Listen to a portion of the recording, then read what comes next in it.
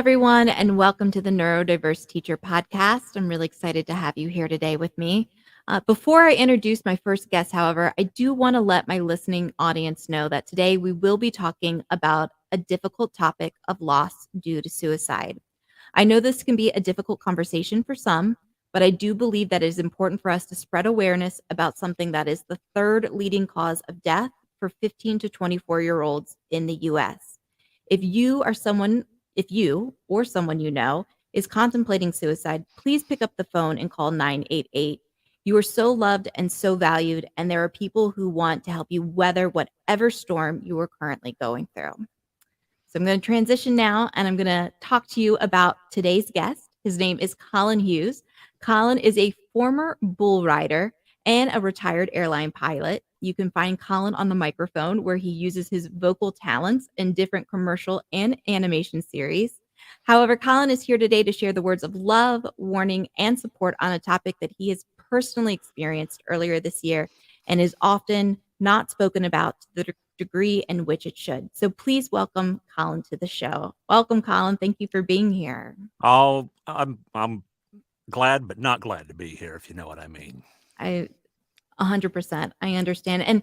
But I'm grateful for you for being here and for your willingness to share a story that I'm sure, especially given how recent it is incredibly impactful. Loss, no matter how loss looks, is never an easy thing to go through. But I think it's really incredible that you are using this as an opportunity to spread awareness and also share with others some of the warning signs or things that can be done to support a loved one. So I'm going to kind of stop talking here and turn it over to you. And if you're willing, if you would be willing to share your story with my audience about what you went through earlier this year.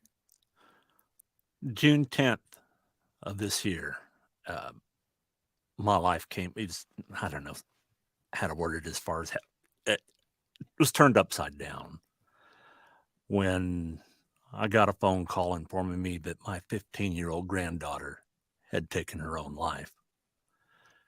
And there were no indications. We had no idea why she would do this. Her mother, who's my daughter, didn't know. And it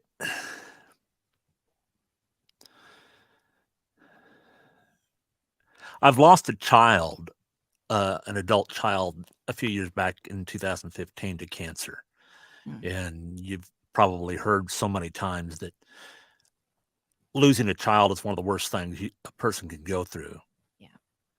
When my granddaughter ended her life, that was far worse than losing my daughter in 2015 because of how it ended.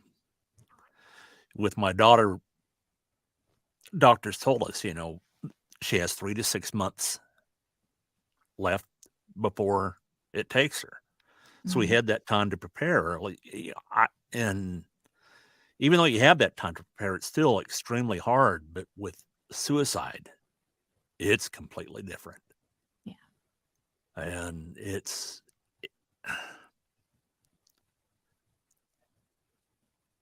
you just feel like it's taking life out of yourself. It, Mhm. I still can't have no clue what my daughter was what she's going through, because the trauma with her, this happened inside their home. Mhm. And daughter actually had my granddaughter hung herself, and my daughter actually had to get her down.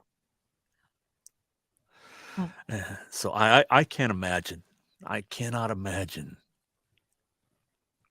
what my daughter feels now. Even though it's hard for me, mhm. but to have to do that with your own child, I'm sure she couldn't even describe it. Yeah. Oh, that's what I'm going through. Man, first off, let me tell you how truly sorry I am to hear this. As someone who personally has worked with youth with mental health needs for over a decade at this point in time, I have seen I have seen how hard the struggle is. I have seen the impact, and I have seen what it really is to families as well too, who are going through this, and the hurt and the pain, especially when you didn't feel like there were any warning signs, or that you didn't know that there was this silent struggle that essentially was happening with this person that you love and you care about so much. And oftentimes I have been in workshops or trainings, and one of the biggest things that they always try and say is, "Here are all the different warning signs. Here are all the things to look for." And of all the students who I have ever worked with who have either had, attempted suicide or suicidal ideations, it has always been the ones where there hasn't been significant warning signs, or there hasn't been this idea of, they wrote these things saying goodbye or started giving away all their things. It was very, very quiet. I personally had a student who, fortunately, their attempt was not successful, but they did go home one Friday after coming to school, and they attempted, and I would have had no idea. I interacted with them all day.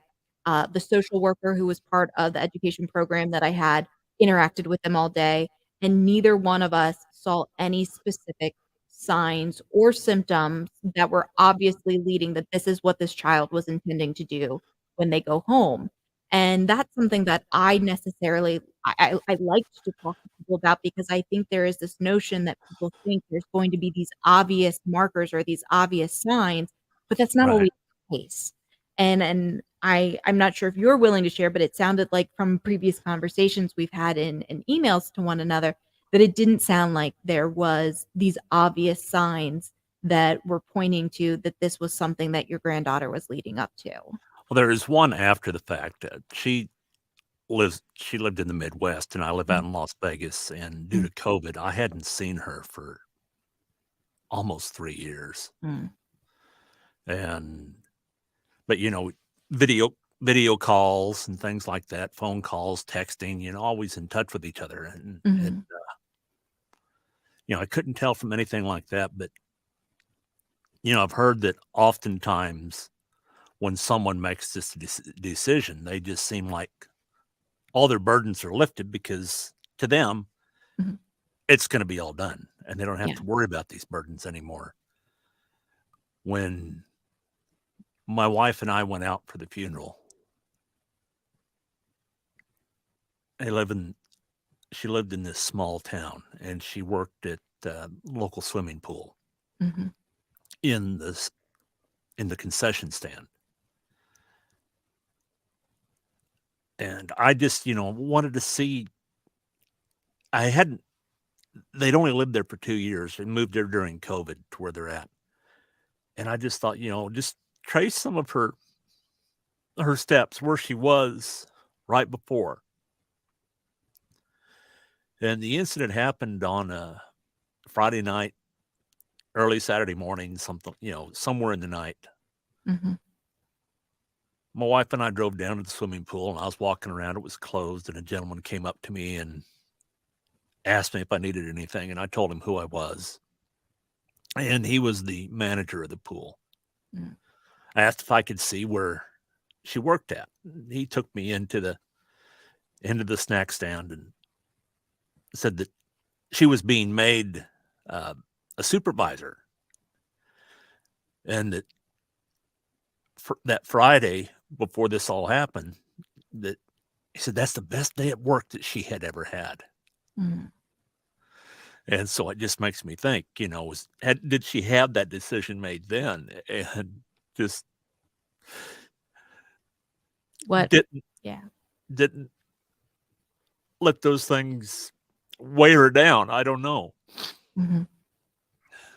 And it's hard to know, you're right. I mean, is that something that had already been she'd already been contemplating? Was it something that happened that particular it's hard to know, but I think the biggest thing now is using her memory to try and spread awareness, to spread the message, and it sounds like that is something that you feel strongly about, that you want to be able to help others recognize what signs, symptoms, or even messages of what you would want people to hear and know, because I think oftentimes from what my experience, a lot of youth who take their own lives don't recognize the amount of love that they have, or don't recognize the amount of support that people would have behind them for so long. And we're getting better about it in this country, but I would not say that we are there where we need to be. There's a stigma around it. You don't talk about your feelings, you don't talk about when you're feeling bad, you don't talk about mental health. You're afraid people will look at you funny, or people will think oddly of you, or think something's wrong with you. And so you bottle up things. And we're really starting to realize that a lot of us have these thoughts and these feelings. And it's this encouragement that needs to happen in order for people to realize that this aloneness that you were feeling, you're not alone. There are other people feeling the Exactly. way you feel. There are people who want to support you. So tell me now, unfortunately, after facing this great tragedy, what are some of the things that you feel passionate and that you're trying to work on now to try and get that level of awareness out to people, and hopefully let others know that they're not alone? I'd go into a little bit of longer version of it. When my bull riding days were over, Mhm, because I was in my 30s and I was way too old to be a bull rider, I started announcing rodeos. And I've always had this gift of gab. You put me behind a microphone with thousands of people out there, most people freeze up, and I'm just like, we're going to have some fun. mhm, But there's been several times throughout my life that I truly believe God saved me. One time was just as an example, as a small child, mhm, and family is having a picnic at a lake nearby. And I got caught up in this whirlpool type thing that just pulled me under, and I was going round and round, and I couldn't kick free or get out.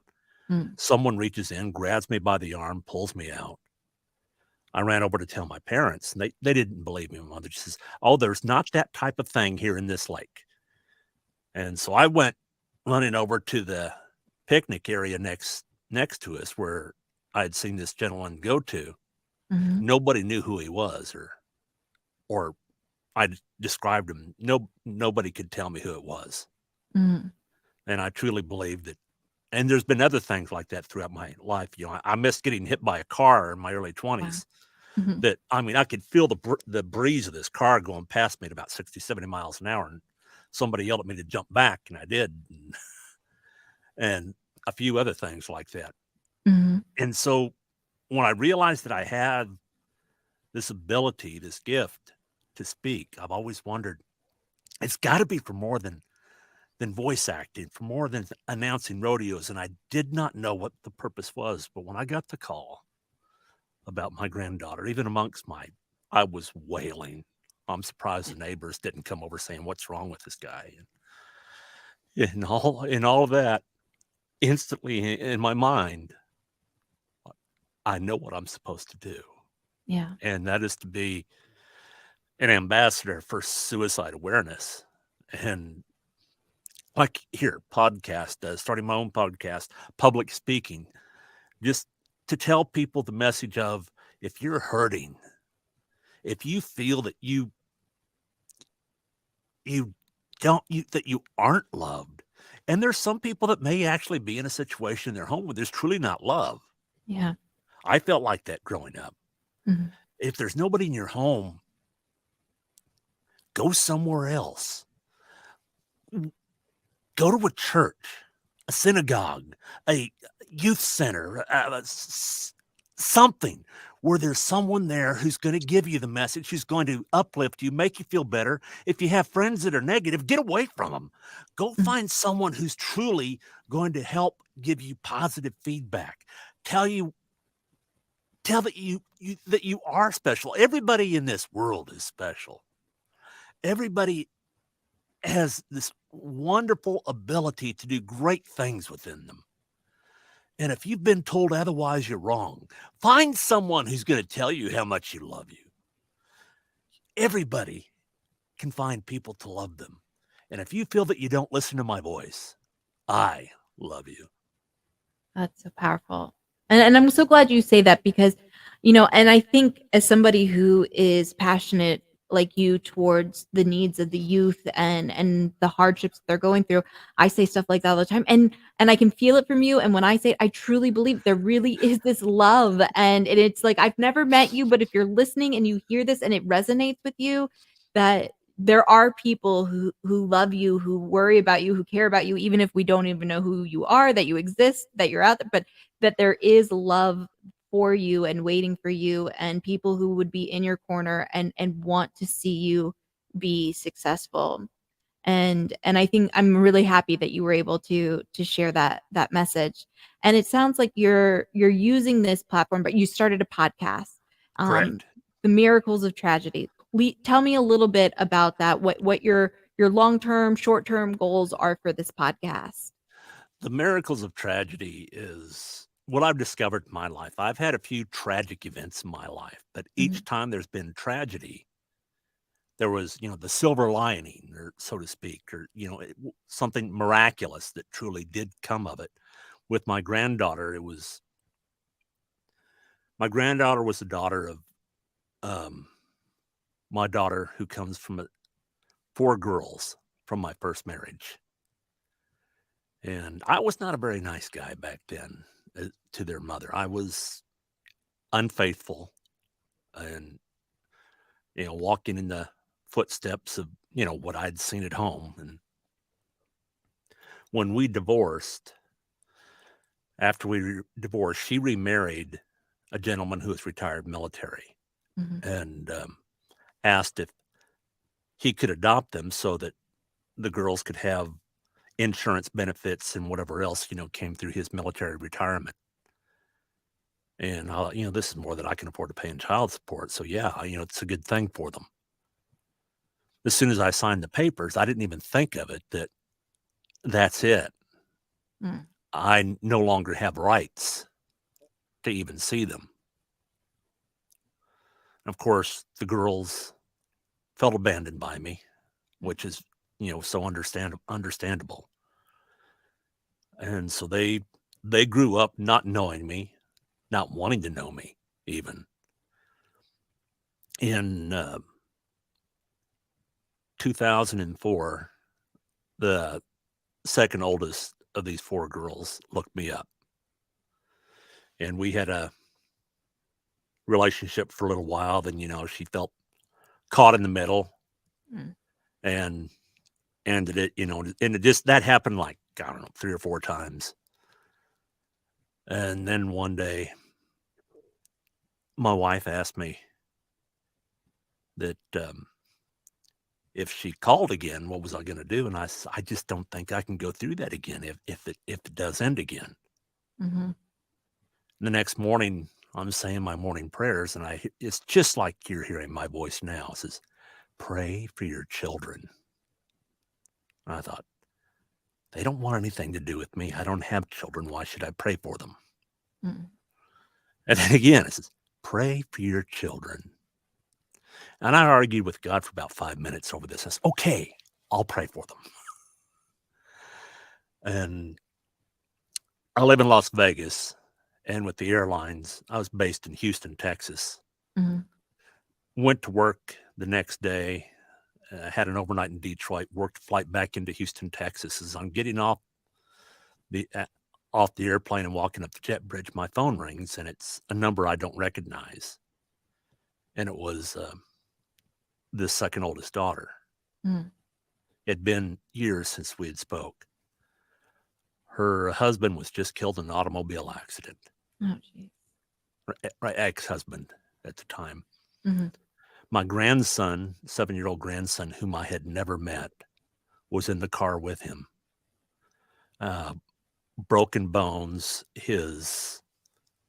a gash down his front with internal organs exposed, oh, in a coma, and he's doing wonderful and fine now. mhm, But good. he was in the hospital for months, Mhm, and but her, my daughter's mother and sisters just weren't able to go down due to how costly it would be. mhm, And she just wanted somebody to be there for support. And I says, I'm on the next flight. So the miracle out of that tragedy is I met my grandson, and then my granddaughter. The last time I'd seen her, she was about 2.5, 3 years old, somewhere in there. And not once did this child ask me, Grandpa, where have you been? She just accepted me and she loved me and she was amazing.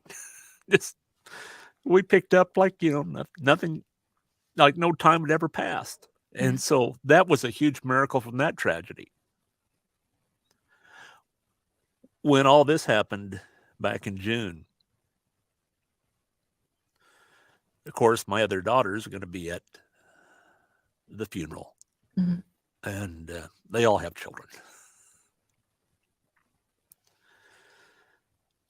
The funeral home had collected, I don't know how many pictures, hundreds of pictures, from people online.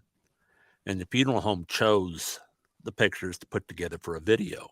Mm. And over half of the pictures that the funeral home used were of my daughter with my wife and I in Hawaii, Universal Studios, in our home. And all of a sudden, all these grandchildren know who I am. At the funeral, uh, one of the daughters of my youngest, who is my youngest daughter, is the one who is really adamant about not wanting to know me at this Mm. point. But I'm standing next to my granddaughter lying there and having a moment crying, and this girl, she's probably 10 or 11, I think, I don't know, granddaughter who now knows who I am, came walking up to me and says, "Do you need a hug?" Yeah. And the funeral was on Saturday. The interment was on Sunday. And Sunday morning, my oldest daughter reached out to me and told me that one of her children wanted to meet me. Mm. And so at the cemetery, my daughter introduced me to my granddaughter, who's 16, looks like she's 12. And this young girl looks at me and says, "Are you a good man now?" Mm. I know. And it felt so good to be able to look her in the eyes and say, "Yes, I am." And then she just reaches out and hugs me. And she is the sweetest, kindest, most wonderful. We text every day now. Oh, that's so nice. Oh, yeah. It's every day we text. And that's truly a miracle. Mhm. And now these other grandchildren know me and my wife. At the cemetery, when the graveside service was over, or before, I don't know, somewhere in there anyway, my wife leans over and whispers in my ear, says, "Honey, do you realize this is Father's Day and all 4 of your daughters are here?" Oh, wow. Yeah, Wow. I know. So I'm seeing the silver lining. I mean, it's a tragedy, but Yes. but the silver lining in it and in what you have had the opportunity now to have these relationships with your other grandchildren and with your daughters. And I mean, there's really this amazement, and it really makes it seem like your one granddaughter was like this angel who really brought in these other Oh, beings into your it life. make she made this a little bit easier. My wife is actually a therapist, social worker therapist. And so, she's just, of course, extremely supportive and loving. Mhm. And she had spent a lot of time, you know, uh, and my granddaughter, just knew her as grandma. Mhm. And so there was a very, strong love between my wife and this granddaughter. And so she's grieving too, but yet Yeah. she's just been without my wife and without this granddaughter. It would have been so much more difficult. Yeah. I don't know how I would have made it through. Yeah. Yeah. Oh man, Colin, you have been through a lot, and I truly, my heart breaks for the tragedy that you have had to go through, but I have to give you so much credit because I feel like often it's very natural for us to go through tragedies and then for us to just become angry from them and just not understand why. And I really feel like instead of you turning into this anger, you're really looking for that beauty in what can I take away from this horrible situation, and what beauty is there to be learned from it. And so I really do have to applaud you for that because I feel like there's so many people who really struggle to try and get to that point, and you have really done a great job of Thank being you. able to do that. So I'm I applaud you. At the same time, my heart absolutely breaks for everything that you have had to go through and endure um, over the last several months.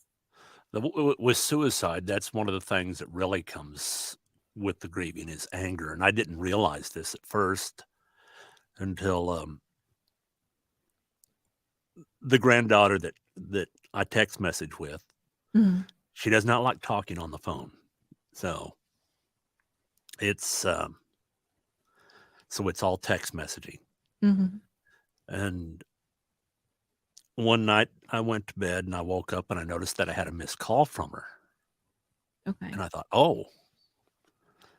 And so I sent her a text message and said, I apologize. I'd gone to bed. Is it, is, was there something special that she needed? And she said that she was feeling down that night, and just needed somebody to talk to. First I thought, how wonderful that she trusts me enough that she could reach out to me to talk to me about something, whatever it was she was going through. Mhm, And then I looked up and saw a picture of my granddaughter that's gone, and I got so angry. I walked up to her picture and I just started yelling at her, "Why did you do this? Why mhm, did you do this?"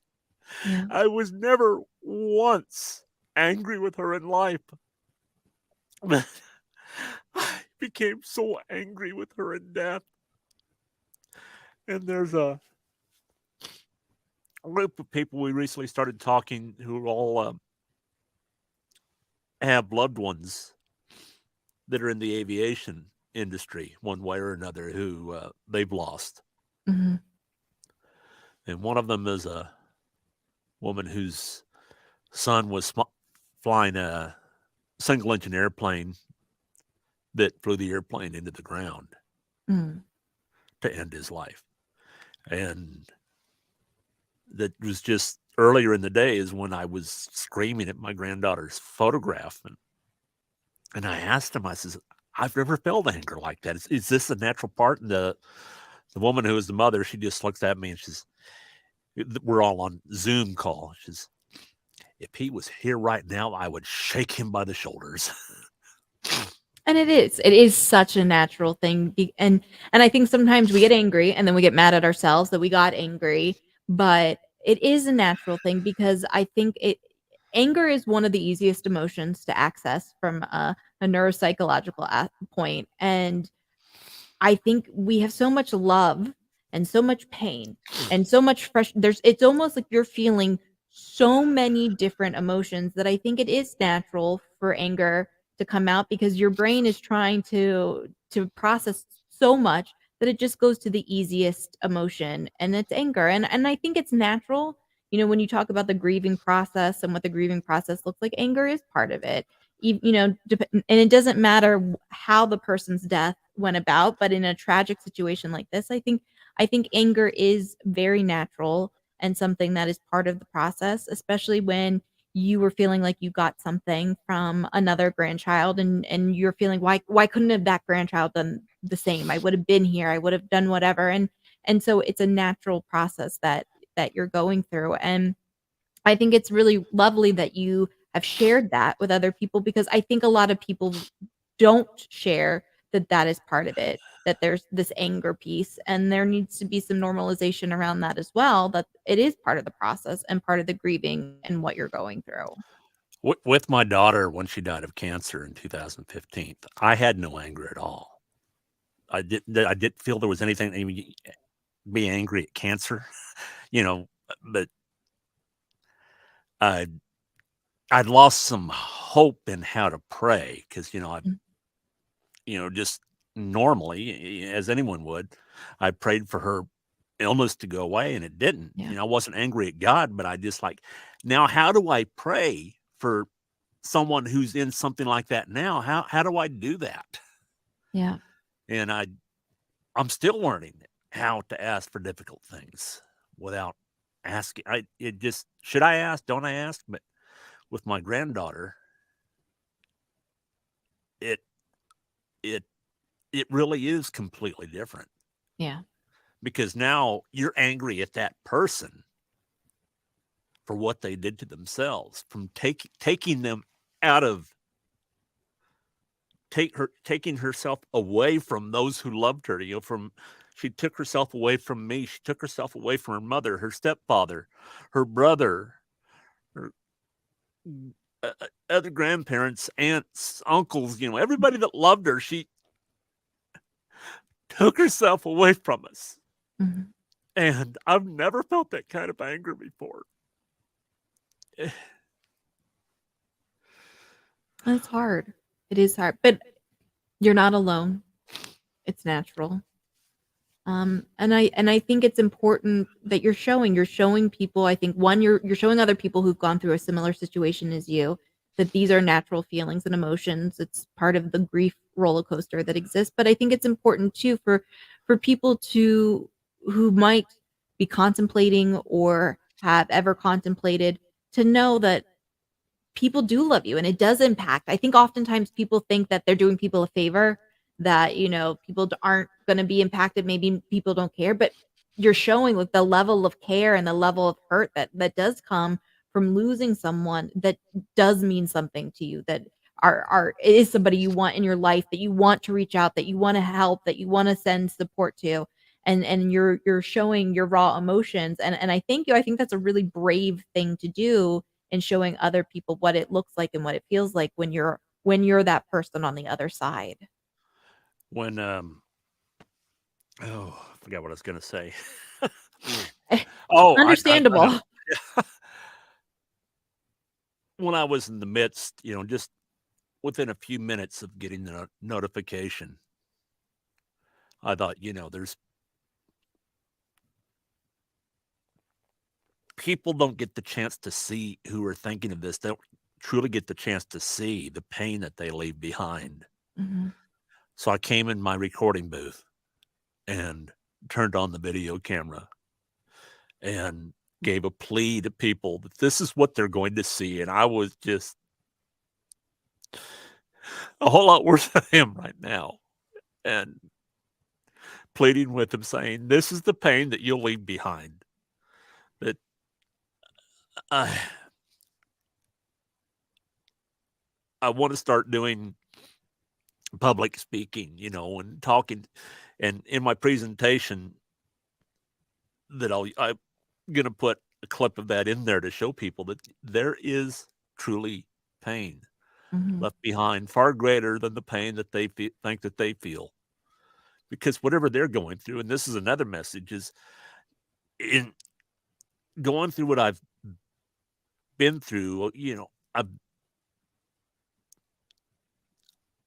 It's somebody and I were talking. A person I know from my church that's in education, mhm, and he was saying that it's not always, and I'm sure you've seen this. It's not always the people that you might think it is. People on drugs or whatever, and uh, that are having difficult home lives or whatever the case may be, that in their lives. But it's the star athletes, the mhm, straight A students, mhm, because Oh, I got a C. My parents are going to be so upset that I got a C in math. I can't face them. And it, they're so devastated by it, and they haven't learned how to cope Yeah. because they've always been, I get the A's, I get the A's. Now I got a C. Or the star athlete who, I've never fumbled a football before. I don't know how to deal with this. My Mhm. coach is going to kill me. My father's going to get on me and says, "Why'd you fumble that ball?" Whatever it is, Mhm. and just feels that they can't face it. I see this actually on a regular basis, and there's kind of two roots of this. One is there are parents who put these expectations and these pressures. Now, I think they come from a place of love of wanting to see the child Yeah, succeed absolutely. or Yeah, have the best. But there's these levels of expectation and pressure, and when the child does make a mistake, instead of there being grace in the mistake, it's why would you mess this up? Why would you ruin your future? And the kid gets that type of message, and it's really impactful.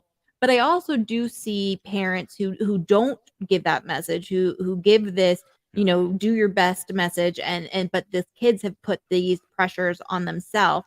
Now, yes, one of the biggest things I have seen, and I actually do speak to this on a regular basis when I'm usually the guest on podcast, is um there's been this movement that has happened with parents, I would say, of the Gen X elder millennial type of generation. And for whatever it is, it's like this generation has remembered some of those yucky feelings that we have when we're younger, the disappointment feelings. And we were very adamant that we didn't want our children to have to feel those feelings too. We wanted to protect them. And that's why you saw kind of that rise of the 11th place ribbon and different things like that. And it was meant to be, I think, out of a place of love. Is I know what it felt like to be disappointed or not to win, and I don't want my child to have to feel some of these yucky feelings.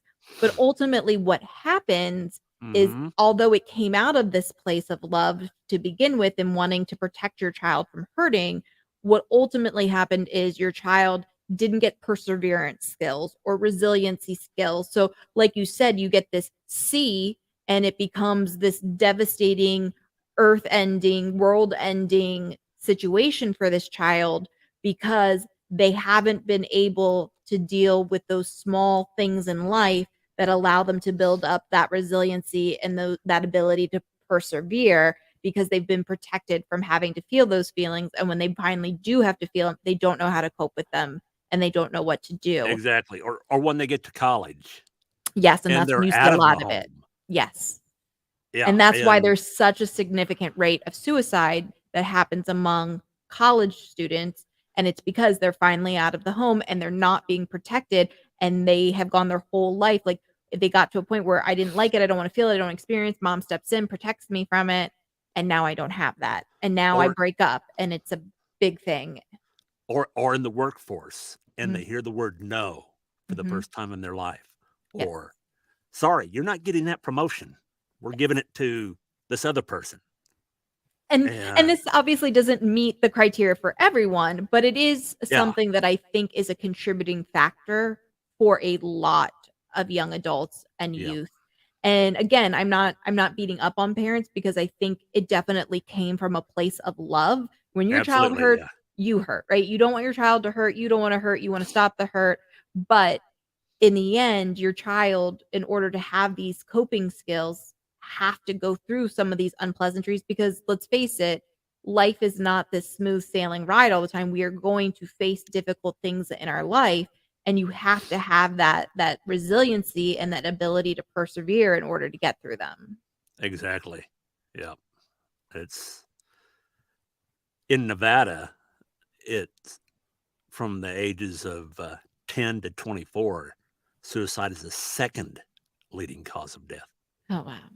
Yeah. Yes, I mean, it is definitely its own pandemic. It's youth mental health in general is in a crisis, and these are things that need to be addressed. So what I'm going to do, because we're kind of getting to the towards the end of our conversation here, is I do want to give you an opportunity. to share a message, if you could send a message to youth right now who are struggling, it could be academically, it could be socially, but they're just struggling, youth, young adults, what message would you give to them? What would you want them to hear and know? Well, just like the message I said earlier, find someone. I listed, churches. If you're an athlete, go to your coach. If you're not comfortable with your coach, go to a school counselor or a teacher that you trust. Someone, because if you don't feel comfortable talking to someone, find someone that you can feel comfortable with. And just because you make a mistake in life, that's not a reason to end your life. If you feel in a state that you truly are feeling that bad about yourself, get professional help. It's If you're ashamed to do that, so what? I've been through it. I actually, when I was flying charter back in 2008, I grounded myself to go on antidepressants. And during my time on the ground, I made this video that my wife says was out of boredom. I put on my uniform, put a paper bag over my head, and said, I am the Prozac pilot. Because at that time, no antidepressants were allowed Mhm. by the Federal Aviation Administration. There's 4 allowed now, and that's another story. But when those 4 medications were announced that the FAA was going to allow, my blog, Prozac Pilot, Mhm. started getting a lot of hits. CNN called me, Inside Edition called me, and I don't know who. So I all of a sudden became the public face of pilots with depression. And so I've been there. I know what it's like. I've been on national television admitting to people that, yeah, I have had problems coping. I've had problems with depression. It's nothing to be ashamed of. Nothing to be ashamed of. I heard someone say that, if somebody's sick, if it's an appendicitis, you're going to go to the hospital. You're going to get it fixed. It's as simple as that. Yeah. And you may have heard some people say when somebody's depressed is, well, just shake it off. Yeah. Well, let me take a baseball bat to your knee and just tell you, walk it off. Yeah. It's it's a physical ailment, and you truly can feel it more than just your mind. It's it's truly a physical ailment. Do not be ashamed. Get help, because it really is a matter of life and death. If you're that far that you're thinking of something like this, do not be ashamed. Get the help that you need. If it's medications, stay on those medications. If those medications are making you feel worse, tell your doctor and change them. Yeah. It's a matter of life and death. Choose life, not death. 100%. Well, Collin, thank you so much for being not only just vulnerable, but coming on and sharing such an impactful and I know difficult story to share, but hopefully this has either resonated with someone or allowed someone to relate and know they're not alone in their own grief. But again, like I shared at the start, if you or someone you know is contemplating suicide, please pick up the phone and call 988. Somebody is always available to talk to. If you don't have that person in your life, please call 988 and know that there are people who want to see you be successful. Again, Colin, thank you so much for being on the show. And to all my listeners, thank you so much for tuning in to the Neurodiverse Teacher Podcast. And I will see you next time.